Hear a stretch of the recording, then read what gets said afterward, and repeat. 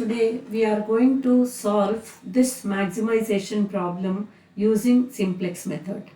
In the problem, the objective function is z equal to x plus 3 by 2 into y, which we have to maximize, or we say optimize, subject to certain constraints. Here we have two constraints: x plus 2y less than or equal to 160, 3x plus 2y less than or equal to 240, and both the decision variables x and y are greater than or equal to 0, or we say those are non-negative. Now, in order to solve this, first step is to convert this problem into the standard form. So, the standard form of LPP is obtained by converting the inequalities into equations. So, that we do by introducing two slack variables into both the inequalities. So, we have the standard form given by x plus 2y plus s1. S1 is a slack variable. This is equal to 160, and second constraint give us 3x plus 2y plus another slack variable s2 equal to 240, and the objective function is maximize z minus x minus 3 by 2y equal to 0. We consider all the variables on the right hand side towards the left, and then write only the constant part on the right, which is equal to 0, and we have the non-negativity conditions x, y, s1, s2 all greater than or equal to 0. Now, using this, we write the initial simplex table. So, there we make use of these constraints, which are now equations 1, 2, and then the objective function 3. In the initial simplex table, we have the basic variables, or we say non-zero variables. So, basic variables x, y, s1, s2, and then we will have a column for the right hand side, or RHS, which refers to the constants in the inequalities as well as the objective function, and then another column for ratio. Now, the solution, basic solution will include the slack variables in the initial simplex table. So, the slack variables here s1 and s2 will be the solution variables in the solutions. So, S1, S2. So, these will give us the basic solution, which we are going to improve in the further steps. Now, we have a row for Z coefficients, or we call it as the indicator row. Now, along this S1, S2 and Z row, we are going to write the coefficients of the variables X, Y, S1, S2 from equations 1, 2 and 3. So, from equation 1, we get coefficients of x is 1, coefficient of y is 2, for s1 it is 1, no s2 terms, so coefficient is 0, and RHS is 160. Similarly, from the second equation we have 3, 2, 1, it is 0, no s1 term, so 0, coefficient is 1 for s2, and RHS is 240. From the z coefficient, that means this, we will have coefficient of x is minus 1, coefficient of y is minus 3 by 2, and for s1, s2 it is 0, RHS is also 0. Now, to check whether the solution that we have written here is optimal, we have to check through the z coefficient values. So, if there is no negative coefficients, then we say the solution that we have obtained is optimal. So, if you check through the z coefficients, that is coefficient of the variables, minus 1, minus 3 by 2, 0, 0, you can see there are two negative numbers here. So, whenever there is a negative number here, the solution that we have obtained is not optimal. So, what we are going to do is, we have to improve the solution, we have to get an optimal solution by further doing some operations. So, for that, we consider the most negative. By most negative, what we mean is the leftmost negative term in the number line. So, here minus 1 and minus 1.5. So, most negative is minus 3 by 2, minus 1.5. which tells us that the corresponding column will be the pivotal column. So pivotal column will include the numbers 2, 2, minus 3 by 2. So this is the pivotal column, and by this we mean this variable y will enter into the solution. Y will enter into the solution instead of either S1 or S2. So which one is the leaving variable and y is the entering variable in place of that we need to check. So for that we consider ratio of RHS with this pivotal column values. So corresponding row values you need to consider for the ratio, that is 160 divided by 2, 240 divided by 2. So let us check the ratio. 160 by 2 is going to be 80 and 240 by 2 is 120. Among these ratios we have to choose the least positive. So least positive is 80 here. Corresponding row is the pivotal row. That means the corresponding variable S1 will be the leaving variable, and the intersecting element is our pivot element. Pivot element is 2. So this is required for the next step. So I write here y is the leaving variable and S1 is the y is the entering variable and S1 is the leaving variable. So I can say y replaces S1. Now for the second table, that means next table, initial table is over. For the first simplex table, we are going to write y instead of S1 and S2 will be the same, and we will have a Z row which is the indicator row. Now let us check how to write the further values in the first simplex table. So here we have R1 row 1, this is R2 and this is R3. Now here we are going to write all new rows. So new R1, let me write it as R1 prime. New R2 is R2 prime and new R3 is R3 prime. So how to write these rows? First we have to change the pivotal row elements by making the pivot element 1. So we can see the pivot element here is 2. Dividing 2 by 2 we get 1. So the whole row has to be divided by 2. So new R1 is old R1 divided by 2. So we have here 1 by 2, then 2 by 2 is 1, again 1 by 2 is 1 by 2, 0 by 2 is 0, 160 by 2 is 80. So we have changed, or we have written the first row elements for the first simplex table from the initial table. Now for getting the values for second and third row, we use this element 1, that is pivotal element, which we have changed to 1, and then that means new R1 we use, and then we change these entries, that is pivotal column entries other than the pivot, to 0. So pivot we make it as 1, the remaining entries should be made as zeros by doing all the row operations. So let us do that.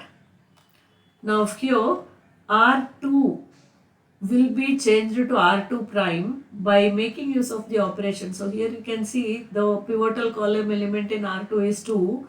Now 2 minus 2 into 1. That means multiplying the new R1 with 2, we will get 2 here. So 2 minus 2 will be 0. So we will write this as R2 minus 2 times new R1. Old R2 minus 2 times new R1. So what we get is, we should not do 2R1 minus R2. It should be always new R2 equal to old R2 plus or minus.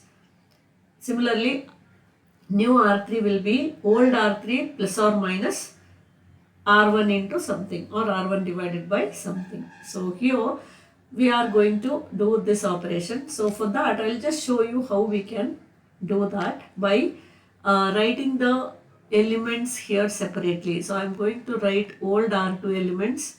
I will write 2 times new R1 elements, and then I will show the operations. So here what we get is R2 entries are 3, 2, 0, 1, 240. These are R2 entries, old R2 entries. Now new R1 entries are these, R1 prime, and 2 times this we have to write. So 2 times half is 1, 2 times 1 is 2, 2 times half is 1, 2 times 0 is 0, 2 times 80 is 160. Now the operation here is R2 minus 2R1 prime. So here we have to do minus R2 minus 2R1 prime. So everywhere here in the second row we have to change the signs, minus 2R1 prime. So this becomes minus, this becomes minus, this is minus, this is minus, this is minus. Now 3 minus 1 2, 2 minus 2 0, 0 minus 1 is minus 1, 1 minus 0 1, and 240 minus 160 is 80. So these are the new R2 values. So we will write it here, 2, 0, minus 1, 1 and 80. Now similarly we are going to change R3, old R3 into new R3. So we will multiply new R1 with 3 by 2 to make the coefficient same. These coefficients should be same. Then if those are with opposite signs you will add, if those are with the same sign you will subtract one from the other. So new R3 is old R3 plus 3 by 2 times new R1. So we are going to compute that. I'll show you how we can compute it.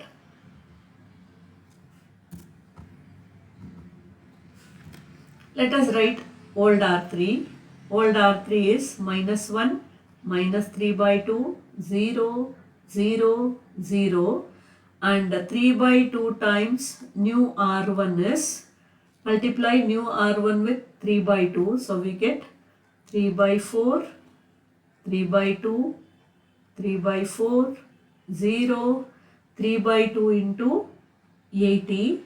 So we get 3 by 2 into 80. So this is 40, 40 into 3, 120.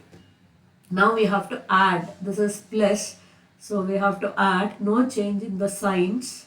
And we get here, this is minus 1 plus 3 by 4, minus 1 by 4. This is 0, this is 3 by 4, 0, 120. So these are the values that we obtained, which we will write for new R3. So new R3 is minus 1 by 4, minus 1 by 4, 0, 3 by 4, 0, 120. So we finished with the third row also. So we have completed the second simplex table. Now let us look into the coefficient row. Let us look into the coefficient row. Now here Z coefficients. Here if you have any more negative terms, we need to proceed further. If you don't have any negative terms, we will stop, which gives us the optimal solution. But you can see here there is a negative number, minus 1 by 4, and we have just one negative number. That means the solution obtained is not optimal. So again we need to identify the pivotal column, then identify the pivotal row. We need to identify which is the leaving variable, which is the entering variable, and then we have to proceed further with the same kind of operations. So this 1 by 4 minus 1 by 4 tells us that the first column is the pivotal column, which means the entering variable is x. X will enter into the solution. So these are the variables in the solution. These are the variables in the solution. Now in the initial step, these were the variables in the solution. After that, when we try to optimize it, we got these as the variables in the solution. Now again we have to make it a better one by introducing x in the solution. When we want to introduce x to the solution, we should consider one of these as the outgoing. We should send one of these from the solution, send out. So which one should go, that we need to check by considering the ratio. So I am going to mark here, this is our pivotal column of. Now let us consider the ratio of RHS with this.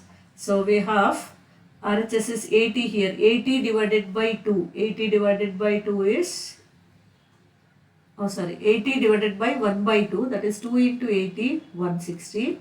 Again 80 divided by 2 here, this is 40.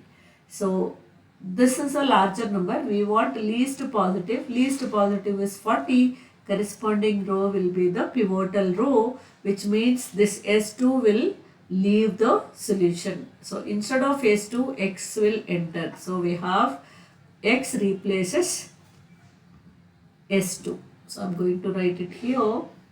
X replaces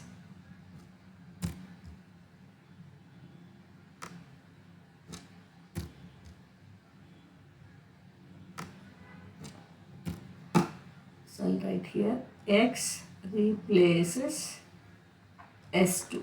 So in the next part what we have is first row will be Y, then we will have X, and then we will have a Z row, and we should identify the pivot element also. Let us do that. Pivot element is the intersecting element, I said. So for this column, first column and the second row, intersecting element is 2. This is our pivot. 2 is the pivot. So again make the pivot 1, that will be the first row operation. Then using the new row, we have to make the remaining entries in this pivotal column 0. So the operations that we have here, I will write new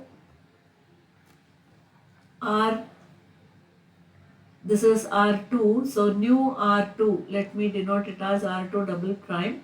So R2 double prime is, divide this by 2, so 1 by 2 times R2 prime, old R2.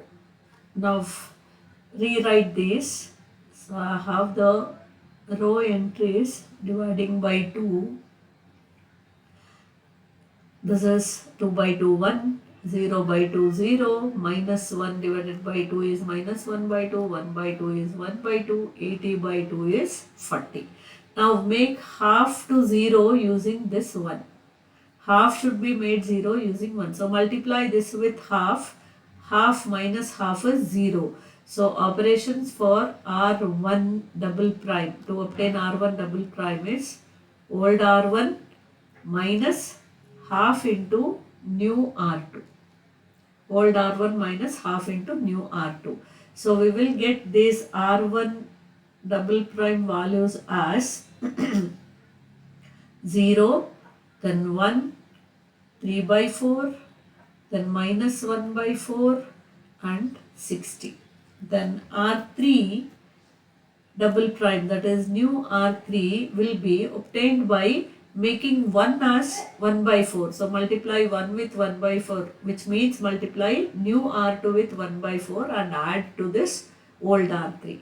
So R3 new or double prime is old R3 plus 1 by 4 times new R2. So we get here, this is 0 and this is also 0. This is 5 by 8 and this is 1 by 8 and this will be 130. So we completed the second simplex table as well. Now we need to check whether the solution that we have here is optimal or not. So if you check the solution, to check whether it is optimal or not, check the Z coefficient 0, 0, 5 by 8, 1 by 8. You can see there is no negative indicators. So I will write here no negative indicators.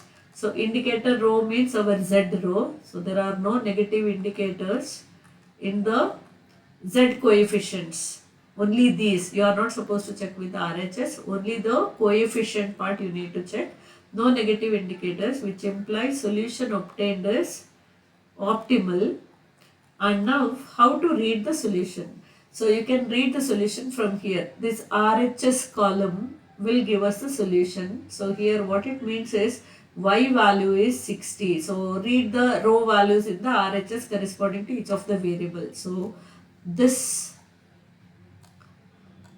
is Y, the X row, this is X, and Z row gives us 130 RHS, which means this is our Z value. Suppose you don't have one of the decision variable, like suppose Y is not here, then that variable value is 0. So from this what we have is optimal value of Z or maximum maximized value of z or maximum z is equal to 130 at x is equal to 40 and y is equal to 60. So this is the procedure that we need to follow for applying simplex method in optimizing the objective function.